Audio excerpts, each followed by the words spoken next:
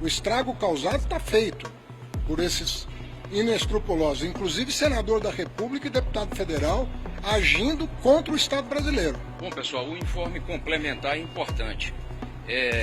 Primeiro, a MP blinda o Pix de toda a mentira que diversos atores nas redes sociais produziram com um único objetivo: causar desassossego e desordem no ambiente digital, e que isso, infelizmente, como disse o secretário Barreirinhas, levou a diversas pessoas de boa fé a caírem em golpes que foram incentivados a partir deste discurso, dessa narrativa que, infelizmente, foi reproduzido por diversos políticos brasileiros. Então, a determinação do presidente é que a medida provisória blinde o Pix de toda a mentira que foi criada ao longo dos últimos dias. Em razão desses crimes que foram cometidos, pessoas de boa fé caíram em golpes estimulados pela mentira produzida por esses políticos, por essas pessoas, por esses criminosos.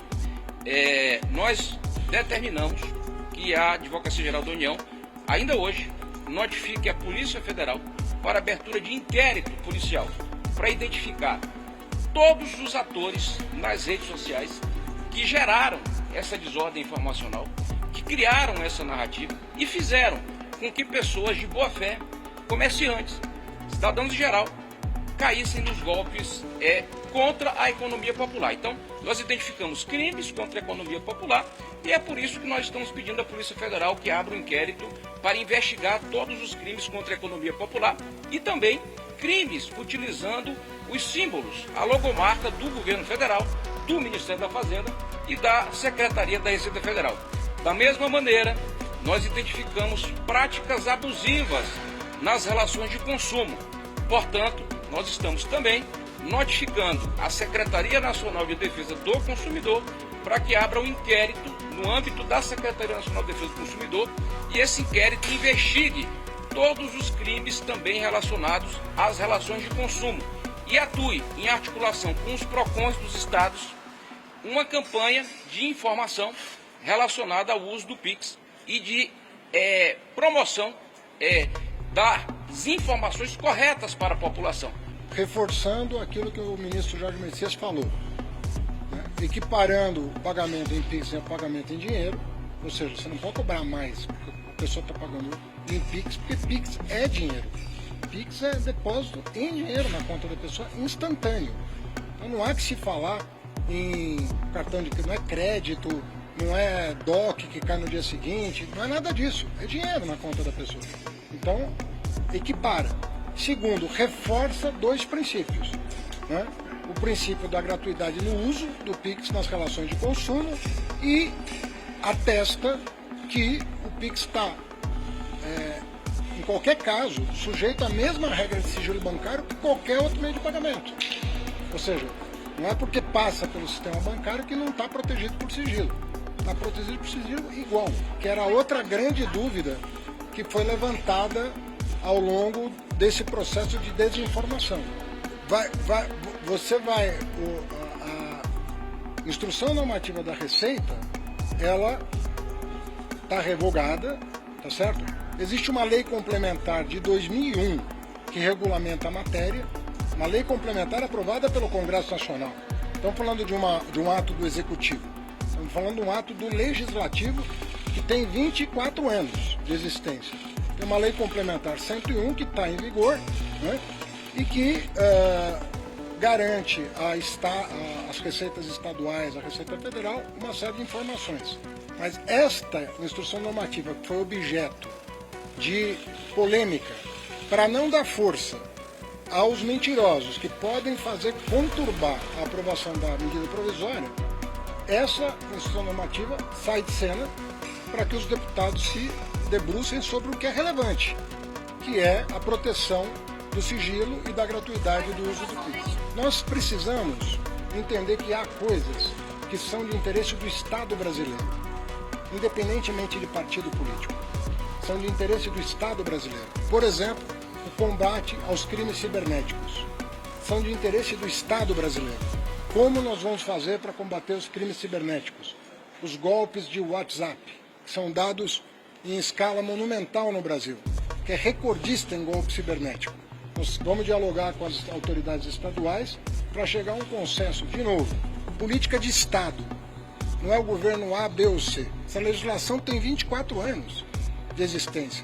Não podemos colocar a perder os instrumentos que o Estado tem de combater o crime. As rachadinhas, né, do senador Flávio, elas foram combatidas, as rachadinhas, porque a autoridade identificou uma movimentação absurda nas contas do Flávio Bolsonaro. Agora o Flávio Bolsonaro está reclamando da Receita. Ele não pode reclamar da Receita, ele foi pego pela Receita.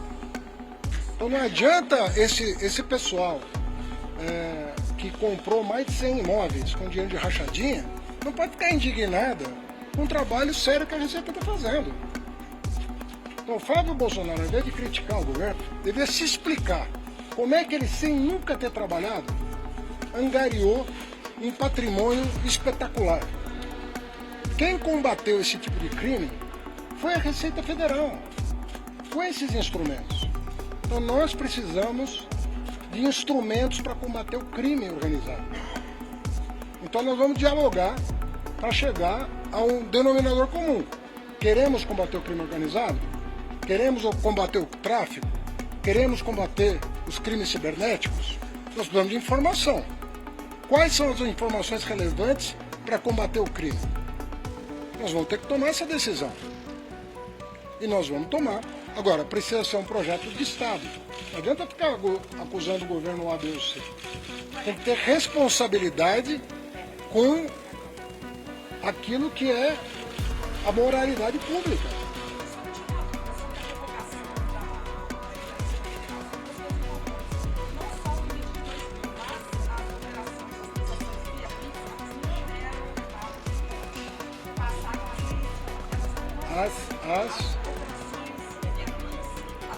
Não é verdade. Não é verdade.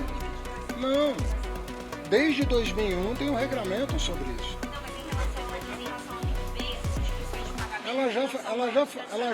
Elas já fornecem as informações. O que aconteceu é que elas forneciam voluntariamente. E eles pediram para estar dentro do guarda-chuva institucional da Receita Federal. Foi um acordo, inclusive, com eles. Mas eles fornecem as informações. E vão continuar fornecendo. Eles não têm porquê. Eles não têm porquê ser instrumento do crime organizado. Eles não querem ser um canal para golpes cibernéticos. Então quem é sério não precisa de instrução. Fornece para colaborar com a autoridade pública no combate ao crime. Agora, nós temos que ser sérios. Se nós queremos combater o crime, nós precisamos de informação. Não há outra forma. No mundo inteiro, em qualquer lugar do mundo, se combate o crime com inteligência. Não há outra forma de combater o crime a não ser pela inteligência.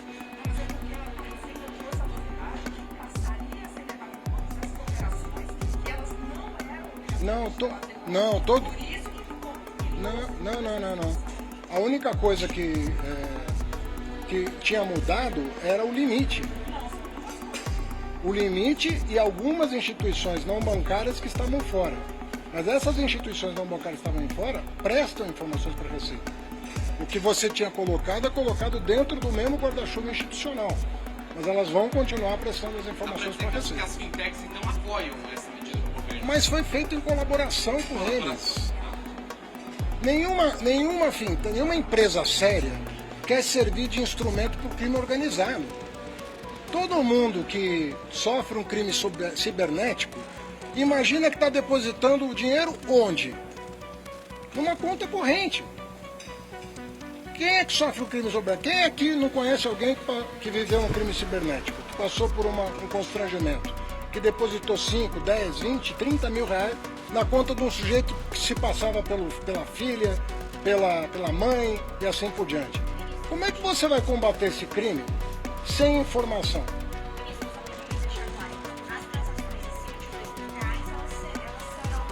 Vale o que valia no tempo de 20 anos para cá. O que valia de 20 anos para cá continua valendo. A instrução normativa está sendo revogada em função do fato de que ela não pode ser usada de pretexto para impedir a boa tramitação da medida provisória. Nós não queremos que a oposição continue levando desinformação para a população e coloque objeções a uma lei que vai fortalecer uma instituição que é o nosso Banco Central. Tá bem?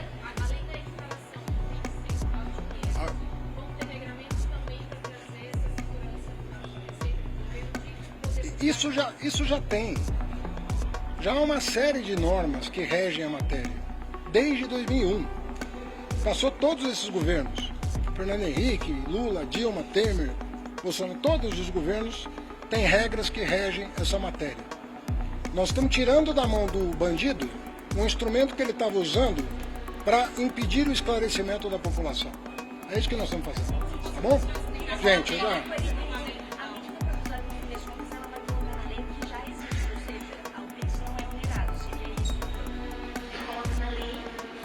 É um pouco mais do que isso, porque ela está garantindo na lei que o consumidor tem o direito, se o pagamento em Pix estiver disponível no estabelecimento, você está garantindo a esse consumidor que pague exatamente o valor que ele pagaria em dinheiro.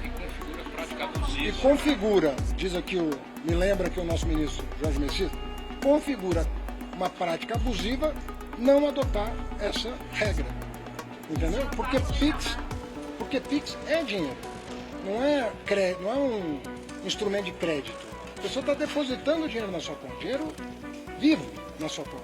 Ministro, nós vamos chamar o Congresso, já que os parlamentares também divulgaram o perfil, então eles possam ter É isso, é para chamar os parlamentares a se debruçar sobre a matéria, afastando qualquer dúvida sobre a intenção do Estado brasileiro, porque não se trata do governo, estou falando de 5 governos passaram, adotando práticas contra o crime organizado. A questão é, nós vamos manter a ação do Estado contra o crime organizado ou vamos abrir mão dela? É disso que nós estamos falando. Agora, o crime organizado, sobretudo o cibernético, mas mesmo o tráfico de drogas, se vale desses expedientes para fazer suas operações. O senhor suspeita que essa fake news possa tornar na oposição? Não, a principal divulgador foi a oposição. Vocês sabem, é só uma questão de quantificar as redes policial sociais. vai identificar todos os atores envolvidos. Mas a origem, ela vai ser objeto de investigação. Mas o impulsionamento, sem dúvida nenhuma. Central, ele notificou que houve uma queda nas movimentações de Pix. Isso já foi revisto. Foi revisto pelo seguinte, o Banco Central acaba de divulgar um dado mostrando a sazonalidade da queda do Pix em janeiro na comparação com dezembro. Então é natural que aconteça isso. Quando foram verificar se essa queda era proporcional aos anos anteriores, se verificou que sim. Então, efetivamente, eu até poderia dizer que o prejuízo foi maior, mas na verdade a queda foi sazonal, mas isso não significa que não deu dor de cabeça para as pessoas. A dor de cabeça para as pessoas foi instalada no país. E eu acredito que o presidente Lula, com muita sabedoria, nos chamou aqui, olha, eu quero acabar com essa mentira. E nós então nos reunimos, inclusive o Banco Central foi ouvido em função do fato de que mexe com um instrumento que foi criado lá. Então, o Banco Central foi ouvido para que a redação confortasse a todos de arrancar pela raiz a mentira que está sendo... Olha, tá em curso aqui do sistema de... Mas provavelmente ela sai hoje. Até eventualmente em edição extraordinária. Eu vou ter que subir.